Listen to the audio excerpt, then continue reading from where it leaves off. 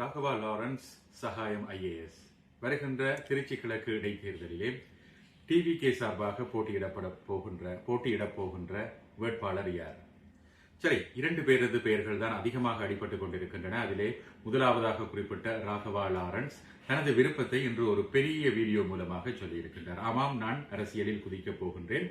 எனது வீடியோவுக்கு கீழே கமெண்ட் பண்ணுங்கள். அதாவது, நான் வர வேண்டுமா, நான் செய்த சேவைகளை வைத்துக் கொண்டு இந்த அரசியல் எனக்கு சூட் ஆகுமா, இதன் மூலமாக நான் மென்மேலும் சேவைகள் செய்வேன் என்று நீங்கள் எதிர்பார்க்கின்றீர்களா, எனது சேவையினை அரசியல் வாயிலாக செய்ய வேண்டுமா என்பதை கமெண்ட் பண்ணுங்கள். உங்களது கமெண்ட்களில் இருக்கும் அந்த பாசிட்டிவ் நெகட்டிவ் அவற்றை ஆராய்ந்து அளந்து பாசிட்டிவ் அதிகமாக இருக்கும் போது நிச்சயமாக நான் அரசியலுக்குள் வருவேன் என்று சொல்லியிருக்கின்றேன். ஸோ நீங்கள் சொல்லுங்கள், நான் அரசியலுக்கு வரணுமா வேண்டாமா? வேண்டாம்னா என்ன சொல்லுங்க, வாப்பா வாடாகண்ணா, வா நண்பா வாங்கண்ணா அப்படின்னு சொல்லுங்க. சரி, ராகவா லாரன்ஸை பொறுத்தவரையில் அரசியல் சார்பாக பல முக்கியமான நல்ல விடயங்களை செய்திருக்கின்றார். அதாவது, மாற்றுத்திறனாளிகளுக்கு பல்வேறு வகையில் உதவிகளை செய்து அவர்களை இந்த சமூகத்தில் முன் கொண்டு வர வேண்டும் என்பதில் பாரபட்சம் பாராமல் உழைத்திருக்கின்றார். அது மாத்திரமல்லாமல் விவசாயிகளுக்கு வட்டியில்லா கடன்கள் அல்லது விவசாயிகளுக்கு பெருமளவு உதவி பொருட்கள் உதவிகள் செய்து அவர்களது வாழ்க்கையை மென்மேலும் முன்னேற்ற வேண்டும் என்கின்ற ஒரு மாற்றம் என்கின்ற ஒரு தொண்டு நிறுவனத்தை உருவாக்கி அதிலே பல சேவைகளை செய்திருக்கின்றார். எனவே அரசியல் சாராமல் பல்வேறு உதவி திட்டங்களை செய்ததில் ராகவா லாரன்ஸுக்கு மிக முக்கியமான பங்கு இருக்கின்றது.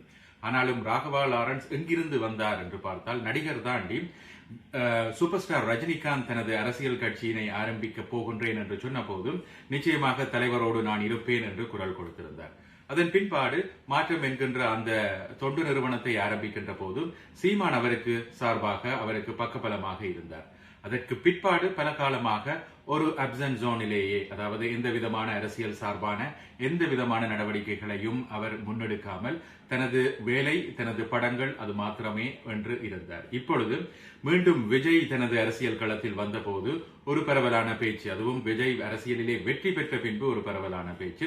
ஆமாம், தான் நின்று வென்ற தொகுதி திருச்சி கிழக்கிலே இப்பொழுது விஜய் ரிசைன் பண்ணியிருக்கின்றார். அந்த இடத்திற்கு இடைத்தேர்தல் வருகின்ற போது ராகவா லாரன்ஸை நிறுத்தப் போகின்றார் என்று பல்வேறு செய்திகள் வந்திருந்தன. ஆனாலும் தனது முடிவினை இன்றைய தினம் அறிவிப்பதாக சொல்லியிருந்த ராகவா லாரன்ஸ் ஒரு பெரிய வீடியோ விட்டிருக்கின்றார். பார்ப்போம், விஜய் யாரை டிக் பண்ண போகின்றார்? ராகவா லாரன்ஸா, சகாயம் IAS-ஆ? அதாவது மற்றொரு நடிகர், சமூக சேவகர் அங்கு வரப்போகின்றாரா, அல்லது சிவில் சேவை நிர்வாகத்தில் மிக முக்கியமான பதவி, அதாவது IAS பதவியில் இருந்த ஒரு நிர்வாக திறன் மிக்க ஒரு நபர் வரப்போகின்றாரா? பார்க்கலாம் யாருக்கு அந்த வாய்ப்பு.